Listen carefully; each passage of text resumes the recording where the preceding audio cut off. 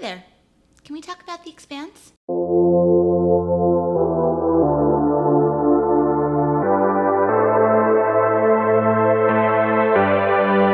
First airing on the Sci-Fi Channel in December of 2015, The Expanse is a TV series based on the series of books created by James S. Corey, a pen name for Daniel Abram and Ty Frank. Despite its critical acclaim and multiple Saturn and Hugo Award nominations, the show was dropped by Sci-Fi after 3 seasons, only to be picked up by Amazon Prime. I had been vaguely familiar with it, but with little internet presence and no one I personally knew talking about it, I had no interest in picking it up. Then during quarantine, I watched season 3 of Westworld. Westworld gave me a ton of frustration because the interesting and fun concept of robots become self-aware and strike back at their oppressors became bogged down in convoluted, how do you know you're in control of your destiny, philosophical waxings that don't go anywhere or do anything new, and plot twists literally written in order to throw the audience off guard. Even interesting and relatable concepts such as a super algorithm in season 3 that flags specific people from socially moving upwards is reduced to the machine says you can't get a good paying job just because you're too cool and awesome and you think for yourself, man. And I was sick of it. Sick of how prestige TV is all bullshit and it's more interested in trying to outsmart people posting on Reddit as opposed to actually telling a good story. And then I watched The Expanse. And much like opening a gate left behind by a long-dead alien race that led to multiple worlds, my life was changed forever. So I'm going to tell you all why The Expanse is one of the best shows I've watched in a long time and why you all should watch it, because I am very, very alone thanks to social distancing and all the anime cons getting canceled, and I need somebody to talk about my hyperfixations with.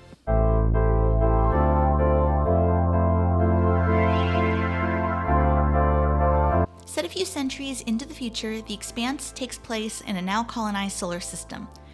Global warming ravaged and overpopulated Earth is in the middle of a Cold War with independent and militarized Mars.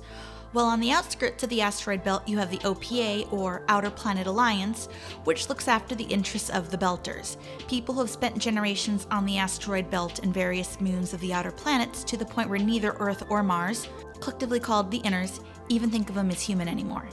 The show does a great job emphasizing the Belters' otherness with their culture, tattoos, and beltalang, a creole they use to communicate among each other. Half the fun of the show is it never translates for you. You just gotta watch the show and learn for yourself. Hey, you seen XO? Nope, Sasa. Your compare said he buy me drinks if I sit here and listen to you. I see you're from some rock. Care to put the ball to the wall? Pashang ya. We've come a long way since the loading docks on cities. Hey, Molly? You don't get to call me that anymore, Pampa. The first season focuses on 3 separate plot lines that are unknowingly impacted by a much larger conspiracy that threatens the entire solar system. You have the asteroid Ceres, where a fucking cop, Joe Miller wears a fedora and becomes fixated by the disappearance of a woman he's never met. Yikes. You have Planet Earth, where UN Deputy Undersecretary Christian Avasarala investigates what might be a mass conspiracy to launch Earth and Mars into an all-out war. And you have the crew of the Rocinante, or Rossi, the survivors of an ice hauling freight that was destroyed by an unknown ship, consisting of acting XO James Holden, pilot Alex, chief engineer Naomi, and Amos, the best boy of the entire show. This is Amos. He's my best friend in the whole world. Mine too, Pax. Mine too. Needless to say, this mass conspiracy ties them all together. And while more good boys and fucking queens enter the story, these 3 storylines are all the ones that relentlessly move along. An object in motion in the same speed and same direction until acted upon by an unbalanced force. Hey, speaking of physics.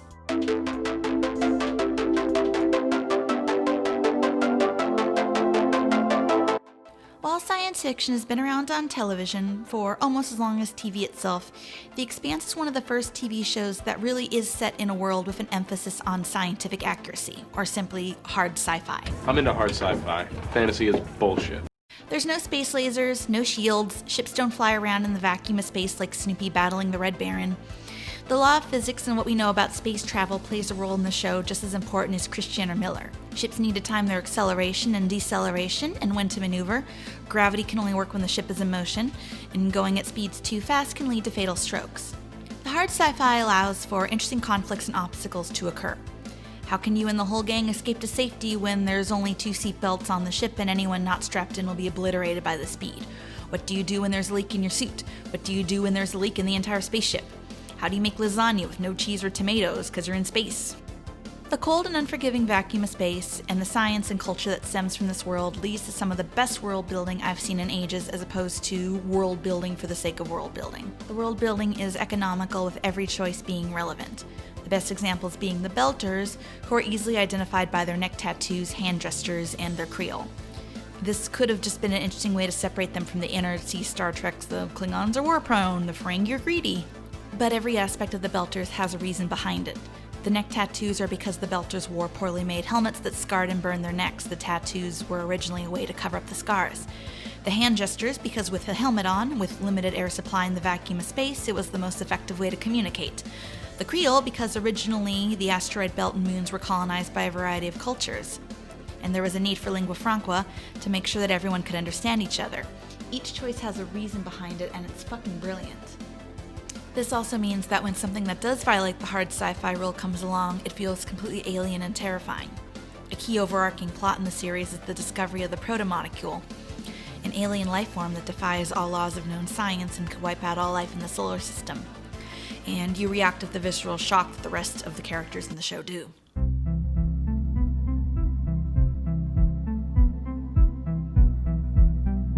Unlike other shows that are constantly attempting to outsmart you by subversions or weird plot twists, as opposed to maybe writing a story, The Expanse is a show that has no interest in plot twists or mystery boxes. Despite its grandiose space opera appearance, the plot is refreshingly straightforward and grows organically. And this actually makes the series unpredictable. Yes, an established character can die, but it's not The Walking Dead or Game of Thrones where it's done to shock you or subvert what you think will happen or keep the audience on its toes. Yes, it's awful and unfair incidents happen, but the show also has a great understanding of, with certain conflicts, who's in the midst of this conflict, what their goals are, and what tools they have at their disposal. One of my favorite scenes comes from Season 2, where a ship is trying to transport refugees off the Ganymede station before it's completely destroyed. There's only enough oxygen on the ship for 52 people, and there's at least a few hundred Belters trying to get on. Both the captain and Amos don't trust the Belters to mass panic and force their way on, dooming everyone. I think a lesser show would have done either two things. One, use the power of science and friendship to make it so everyone could get on, or two, have been a dark, bleak show, and had the ship take off, leaving all the refugees to die, and to remind us that this is a dark, bleak, hard sci-fi show. And the show has had its dark, bleak moments. Earlier in the season, Holden is forced to fire upon a medical ship out of fear that it could spread the protomolecule. A scenario where the worst case plays out would have been entirely expected and plausible. But it does not, because Naomi is on the ship. Naomi, who has a strong moral compass, is brave and racked with guilt from a previous catastrophe she survived.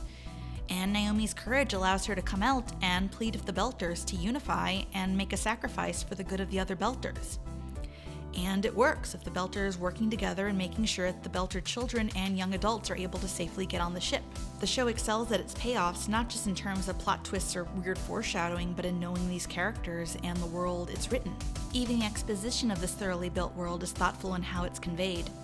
In Season 1, Miller has a conversation with a Mormon, and the Mormon brings up that he's part of the Nauvoo. Most shows would have had Miller go, "The Nauvoo? You mean the giant multi-generational spaceship constructed by Mormons to take a 100-year journey into the far reaches of space?" But the show instead has the two of them continue their conversation until Miller pauses and says, "You guys are gonna get on this big ship. You're gonna ride out into the great beyond. For 100 years. What happens when you get out there? There's nothing." So now we know what the Nauvoo is, but we learn it in a way that doesn't involve the characters outright saying shit they already know.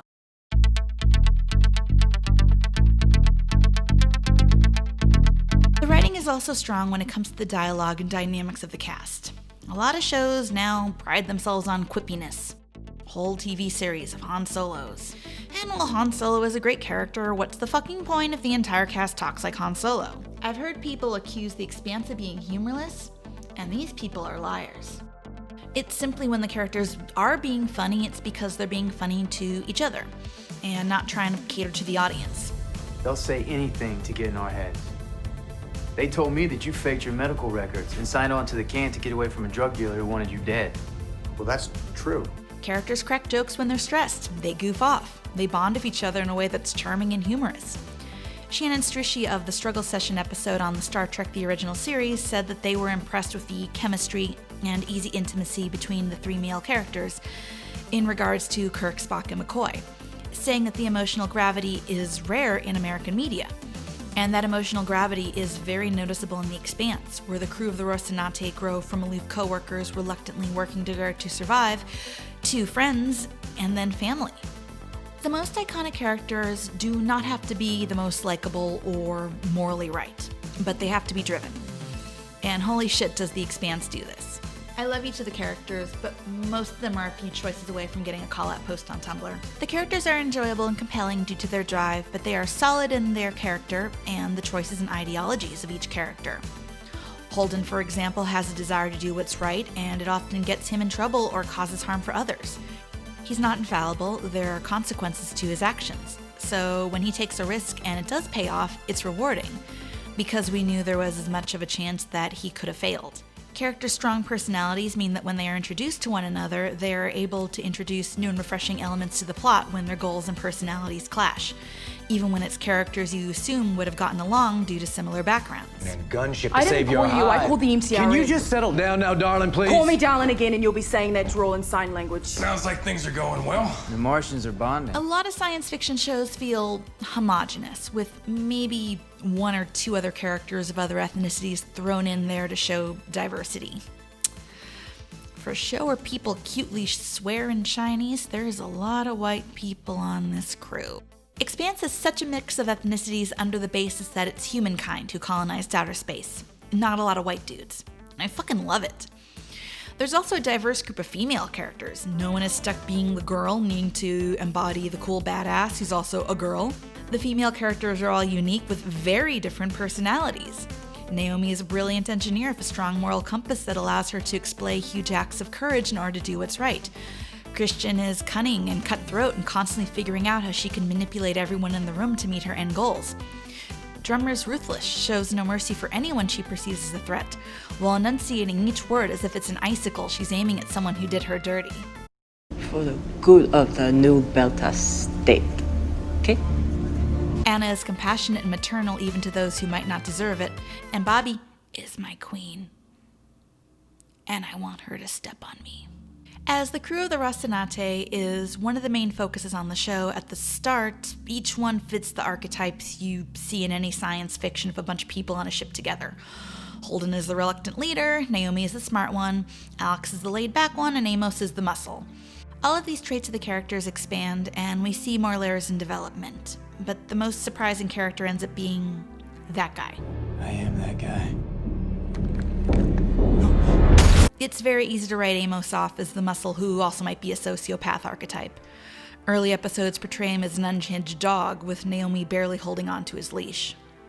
But as the show progresses, you start to learn bits and pieces about Amos, and the show heavily implies that he was a victim of child prostitution. And suddenly Amos's violent nature, black and white thinking, hyper-vigilantism, isn't the product of a sociopath, it's the traits of a survivor. And his intense desire to protect the people he views as good comes from him never truly being able to process his trauma. Amos's actor even stated that he consulted with various psychologists to make sure he was conveying a person with PTSD accurately. Mental illness struggles to be portrayed in media. Most of it is limited to depression or anxiety, and unless it's the main point of a show, it tends to be portrayed as cute or quirky. When sexual abuse is portrayed with a main character in media, even when it's not sensationalized and it's shown respectfully, the survivor is often a woman. Even with male characters who have implied trauma and are well done and likable, such as Geralt of Rivia from Netflix's fantastic adaptation of The Witcher, most of their troubled background is implied, simply as subtext, and they are allowed to exist as a fun and enjoyable power fantasy. To see a male character of trauma that truly impacts them and their actions while still making them a compelling character, hell, Amos is probably the most popular character in the show, is another aspect of The Expanse that puts it above other shows of this nature.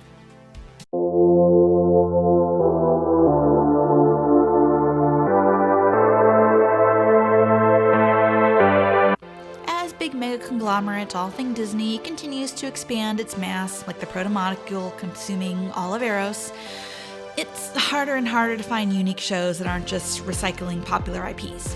With a budget estimated to be anywhere from $2 to $5 million per episode and a critically acclaimed series of books, The Expanse isn't some scrappy underdog. But as we face the monotony of prestige TV, it's exciting to see a story that is continuously driven as it moves forward, further and further, onto the edge of space. That's all for today. Thanks for letting me talk about The Expanse.